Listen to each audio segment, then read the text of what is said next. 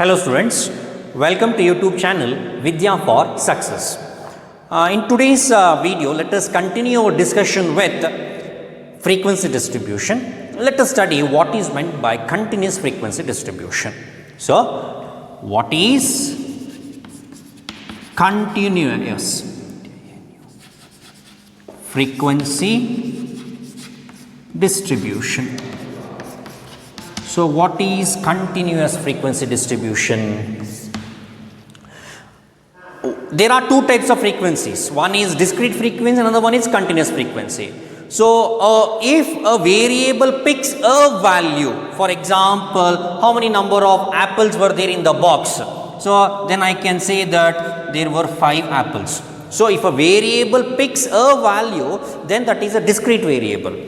On the other hand, if I say what is the price of a particular article, which I am not knowing for sure, if someone asks me to quote what is the price, then I will be saying the price of the article may be around, it comes between 100 to 150 rupees. Then this is a continuous. The price can be anywhere between 100 to 150. It will be taking both lower limit and upper limit. If such is the scenario, if a variable considers a range of value, all the values coming within the range, then that is referred as continuous frequency. Okay. So, before heading into continuous frequency distribution, we need to understand what is continuous. So, if a variable picks all the value within a given range, then that is referred as continuous frequency distribution. So, how to plot continuous frequency distribution? After performing a particular survey or collecting the data, we will be having, let us say, around 50 numbers collected. Now, you need to represent them in terms of table after classification. So, how we are going to represent them? So, again, continuous frequency distribution can also be represented in tables having 3 columns, just like discrete. It can be represented via 3 columns. The first column, as usual, it indicates variable. Here the variable x, it will be a class interval. It will be a class interval. For example, 0 to 10, 10 to 20, followed by 20 to 30, like that. Similarly, tally marks, followed by frequency. Here the number what the, for example, after survey we will be collecting the datas. The datas will fit into any one of these category. So, against this fitted category we will be drawing the tally marks like this. Later we will be counting these tally marks. They will be represented as a frequency in front of each tally mark, in front of each class interval. So, this is the way how we are coming to with continuous frequency distribution. But before knowing how to plot a class interval, what is meant by class, what is range, we need to understand few terminologies before going on with the continuous frequency distribution. So, in today's video, let us have an insight into these terminologies. So, the first terminology we need to understand here is range. So, what do you mean by range? For example, in a class of 50 students, they have appeared for a particular test of 25 marks. So, some of them have scored 5 marks, any one of them have scored 2 marks, like this. So, some of them scored 9, 7, 15, 17, 22, like this. Any particular individual, he might have scored even 25. So, what is the range now? I mean to say what is the range. So, range is nothing but the difference between the highest value and the lowest value. So, we will be provided with the data. We need to find what is the range in that particular data. The range is nothing but the highest value minus lowest value. Okay. So, that is nothing but range. So, what is range? Range is nothing but highest value minus lowest value. This is called as range. For example, for this given data, what is the highest value among these all these values? The highest value is 25. What is the least value? The least value is 2. So, what is the range? The range is 23 is the range.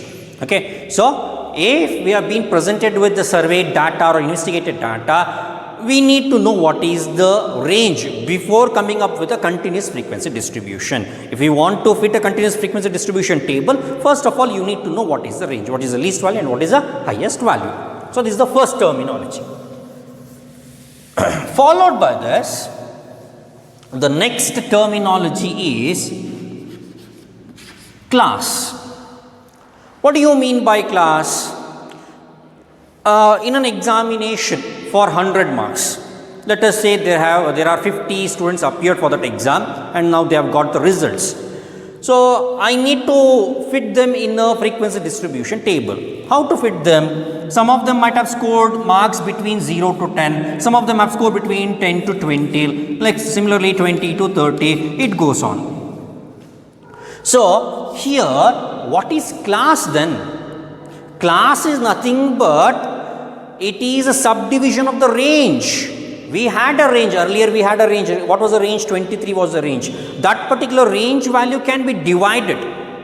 That subclass is division of the range is referred as class. So, what is class?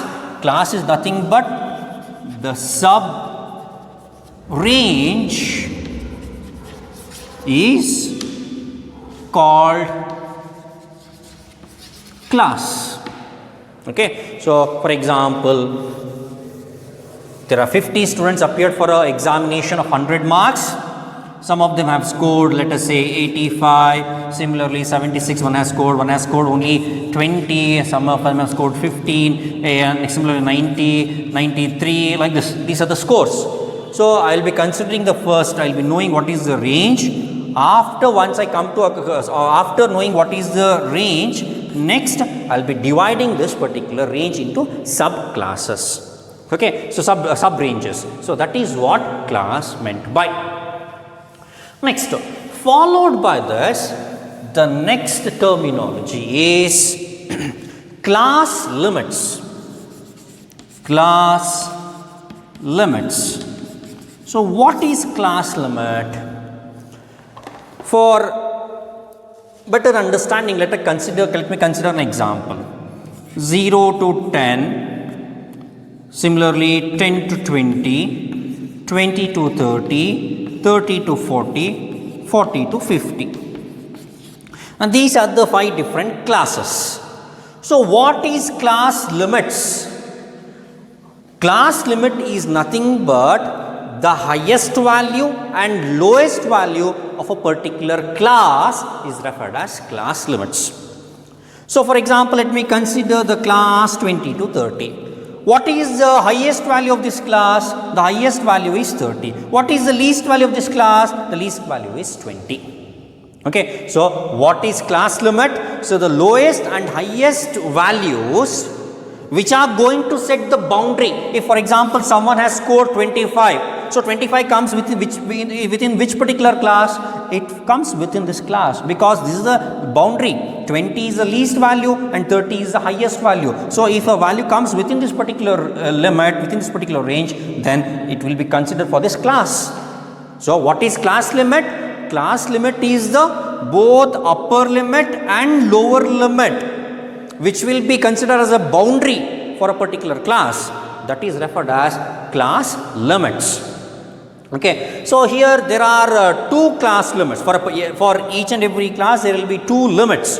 So, that already I told you. One is an upper limit. Okay. What is an upper limit? The uppermost value which can be considered is referred as upper limit. Here 30 is the upper limit. Upper limit. Usually it will be referred as UL. Similarly, the lowest or else least value for a particular class is referred as lower limit. It is called as lower limit. LL. Okay. So, always with class limits, there are 2 terminologies attached, upper limit and lower limit. What do you mean by upper limit? The highest value for a particular class is referred as upper limit. What is lower limit? The least value or lowest value for a particular class is referred as lower limit. It is indicated by LL. Next, followed by this, a class can be of two different types. Okay, a class can be of two different types. The first one is inclusive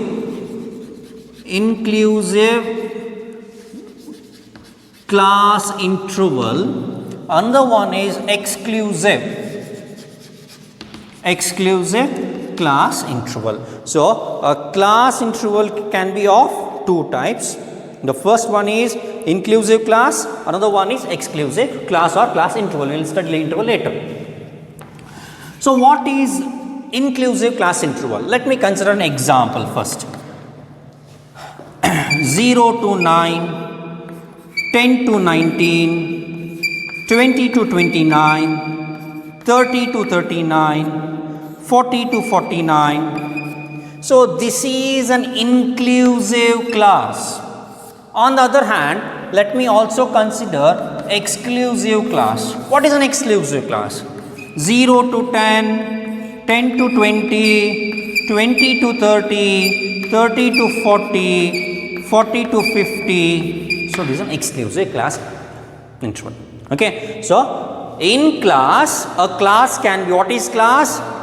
A division. If you cut a range into multiple pieces, then you will be getting class. Okay, a class is a sub-range.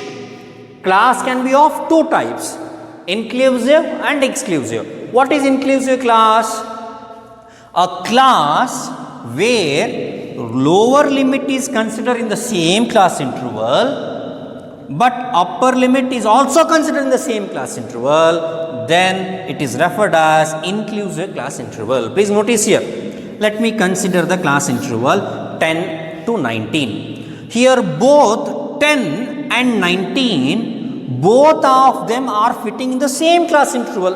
Let us say that this is indicating, let us say weight of children or something like that. Okay, someone's weight is 10, another child weight is 12 kg. Okay, similarly another child weight is 19 kg, let us say. So 10, it fits into which particular class interval? It comes under this class interval because 10 is the least value. Similarly 12, it comes between 10 and 19. So it once again fits into this class interval. And what about 19? 19 is the uppermost limit and it also included in this same class interval. So what is inclusive class? A class where both lower limit and upper limit are included in the same class, then it is referred as inclusive class interval. That's all. Then what is exclusive class? Please notice here, let me consider 20 and 30 as an example here, this particular class. The class interval where lower limit is included in the same class, but upper limit is included in the next class interval, is considered for the next class interval, then it is referred as exclusive class. So what is exclusive class? A class where lower limit is considered inside the same class, but upper limit is considered for the next succeeding class as a lower limit, then that is referred as exclusive class interval. Here 20 to 30 is a class, 20 is considered for the same class interval. For example, again someone is 20 kg, a particular child is 20 kg. So 20 kg fits to which particular class? It doesn't fit to this class, it doesn't come under this class, it fits to this class. Because lower limit is included in this class interval 20 to 30. What about upper limit? If someone is 30 kg, then the 30 kg person, he doesn't come under this category, he moves to the next category. The reason is upper limit in the exclusive class will be considered as a lower limit for the next class interval, for the next succeeding class. That's the reason. Okay, if so that's the reason here. If someone's age is 30 kg, he will not be considered to this particular class interval, he will be considered for the next class interval. So in classes there are two types. Inclusive, what is inclusive? Both lower limit and upper limit are included in the same class interval. What is exclusive class? Lower limit is included in the same class, but upper limit is considered as a lower limit for the next class, then that is referred as exclusive class. Okay. Now let us understand another terminology, correction factor. So what is a correction factor? Let us say that we are having an inclusive class that is 0 to 9, 10 to 19, 20 to 29, 30 to 39. So we are having this type of class interval. So you cannot perform computation, or else it will not be easy for you to draw a pictorial diagram on inclusive class interval. That's why it will be converted to an exclusive class. So how to convert this into exclusive class? Simply you cannot convert. You need to add, you need to subtract certain values. So that is what correction factor meant by. So what is correction factor CF? So there is a formula. The correction factor is equivalent to, very simple, correction factor is equal to lower limit of a class minus upper limit of the presiding class, PRECEDING, presiding class, divided by 2. This is the formula.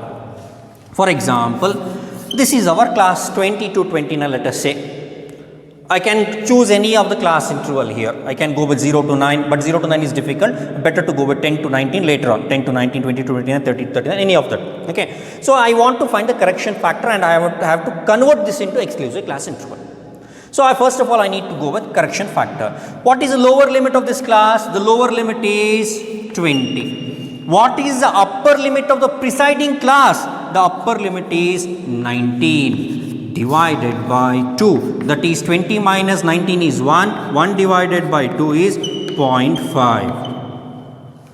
So this value, that is 0.5, need to be added, and also it need to be subtracted from lower as well as upper limit. Okay, so hagadre, if that is the case, then what will happen with exclusive class interval now? So the exclusive class interval will look like this.